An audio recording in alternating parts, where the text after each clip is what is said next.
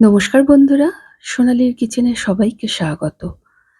আজকে আপনাদের সাথে শেয়ার করব গুজরাটের অত্যন্ত জনপ্রিয় একটি রেসিপি ধোকলা। আসুন দেখে নেওয়া যাক কিভাবে বানাবো। এখানে 2 কাপ ছোলার বেসন নিয়ে নিয়েছি। এই বেসনটা প্রথমে ভালো করে চেলে নিতে হবে। বেসনের ব্যাটার বানানোর সময় অবশ্যই বেসনটা ভালো করে চেলে নেবেন। তাহলে ব্যাটার গোলার সময় কোনো দলা থাকবে না।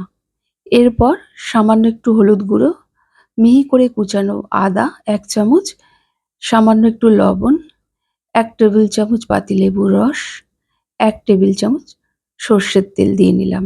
সমস্ত উপকরণগুলোকে প্রথমে ভালো করে মিশিয়ে নেব। তারপর অল্প অল্প জল দিয়ে একটা ব্যাটার তৈরি করে নেব। ধোকলার ব্যাটার যত ভালো করে ফেটিয়ে নেবেন তত সফট ও স্পঞ্জি হবে। এই কাজটা কিন্তু একটু ধৈর্য ধরে করতে হবে। আপনাদের কাছে অনুরোধ রইল, আমার রেসিপিগুলো যদি ভালো লেগে থাকে প্লিজ আমার চ্যানেলটিকে সাবস্ক্রাইব করবেন আর পাশে থাকা বেল আইকনটি অবশ্যই প্রেস করবেন।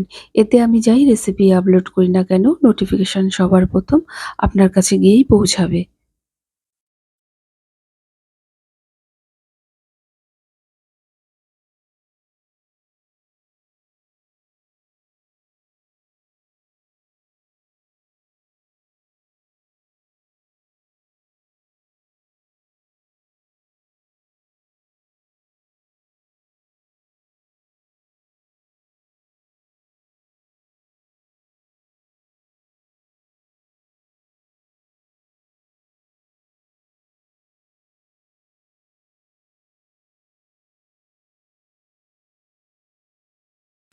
একটু খেয়াল করে দেখুন, আমি চামচটা দিয়ে একটা সাইড ধরেই কিন্তু ফেটাচ্ছি।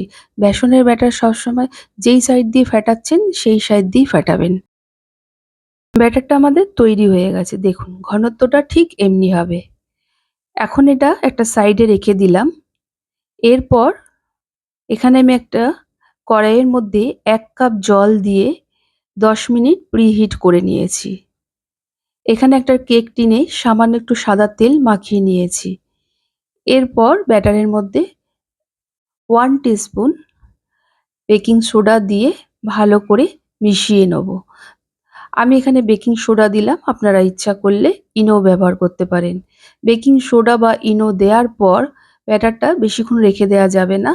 ভালো করে মিশিয়ে নেওয়ার পর সঙ্গে সঙ্গে কেক টিনের মধ্যে দিয়ে 2-3 বার ট্যাপ করে নিয়ে ভাপিয়ে নিতে হবে।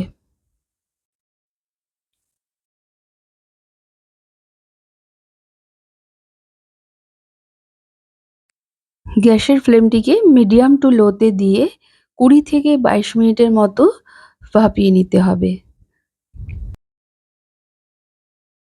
আমি যেইভাবে বানালাম আপনারা অবশ্যই এইভাবে বানিয়ে দেখুন, খুব সফট ও স্পঞ্জি হবে। কেমন হয়েছে আমাকে অবশ্যই কমেন্ট করে জানাবেন।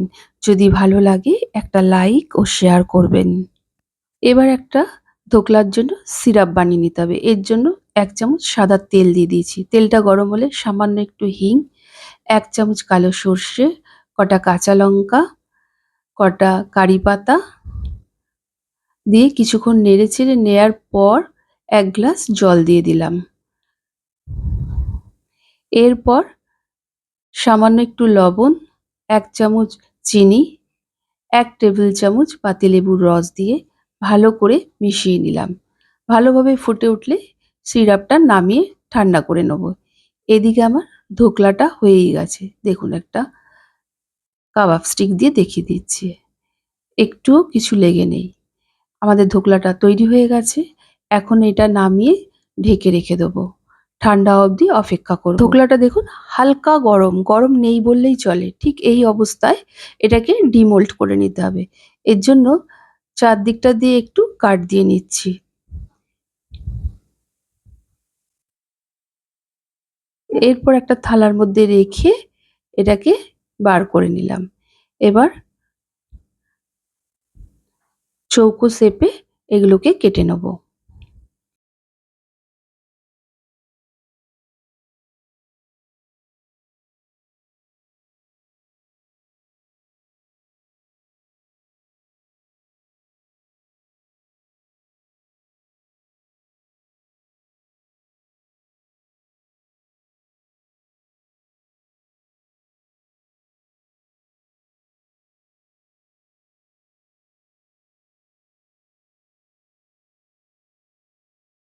ধোকলাটা খুব সফট আর স্পঞ্জি হয়েছে। একটা আপনাদের দেখিয়ে দিচ্ছি, দেখুন কত সুন্দর স্পঞ্জি হয়েছে।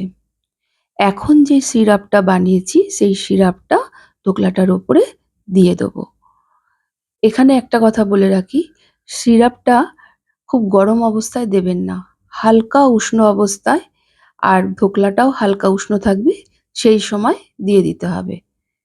ওপর দিয়ে সামান্য একটু আমি ধনেপাতা কুচি দিয়ে দিলাম, আর আপনারা ইচ্ছা করলে একটু নারকেল কোড়া দিয়েও সার্ভ করতে পারেন।